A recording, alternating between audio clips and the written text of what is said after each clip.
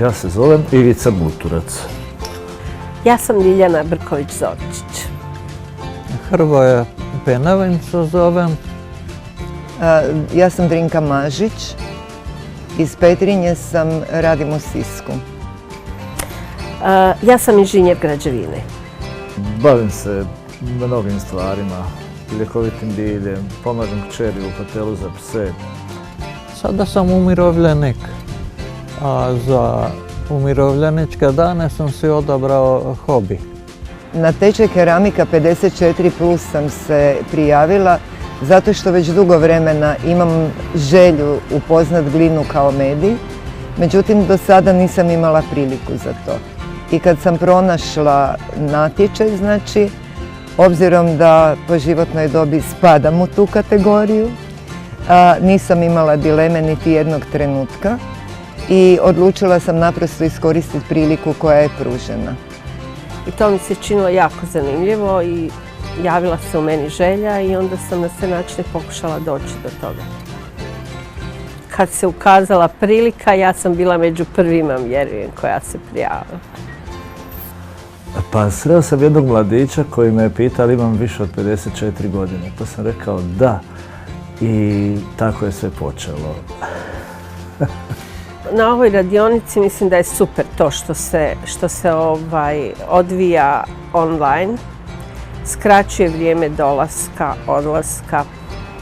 Malo sam bila skeptična u početku kako ćemo mi to sad napraviti, kako će meni neko online objasniti na koji način da ja nešto počnem, obzirom da, kao što sam rekla, ne poznajem glinu kao medij.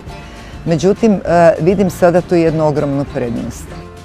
Online predavanje mi se jako sviđa. Sviđa mi se prije svega zbog toga što sam u godinama. Imam 81 godinu i nije mi praktično po velikim vrućinama izlaziti iz kuće.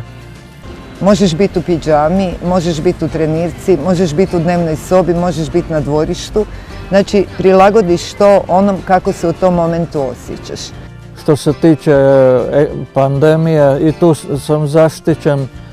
Onako baš super i čovjek može kod kuće sam onako da radi i da produži poslije rad i tako. Da je to baš ispala super ideja.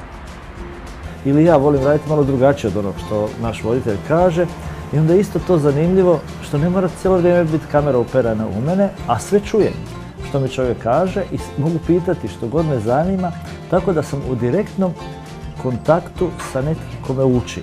A on ne vidi sve što ja radim. I mnogi su to pohvalili kao takav, kao bolji oblik od direktnog kontakta. Volim što je to organizirano baš tako. Skoro da mi ne bi odgovaralo da moram svaki dan izlaziti van i dolaziti na predavanja. Što se tiče interakcije s ostalim sudionicima radionice, mogu reći da je ona ostvarena i to u zapanjujuće visokom stupnju. I s nekoliko ljudi sam onako ostvarila nekakvu komunikaciju, ali putem interneta, ovako dok se družimo, razgovaramo. Naročito gospodin Hrvoje Penava je vrlo zabavan i interesantan kao osoba koja se pojavljuje na ovoj našoj radionici.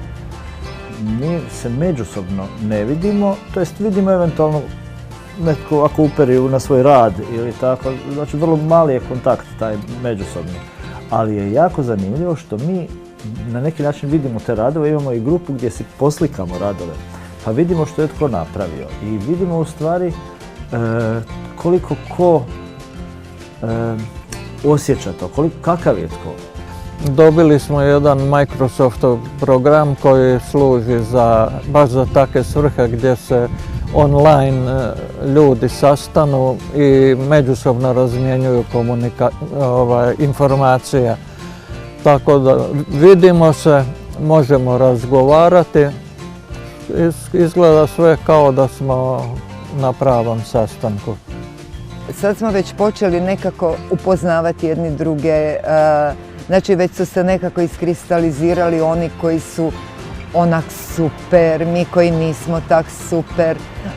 Dajemo savjete jedni drugima, pomažemo jedni drugima, hrabrimo jedni druge.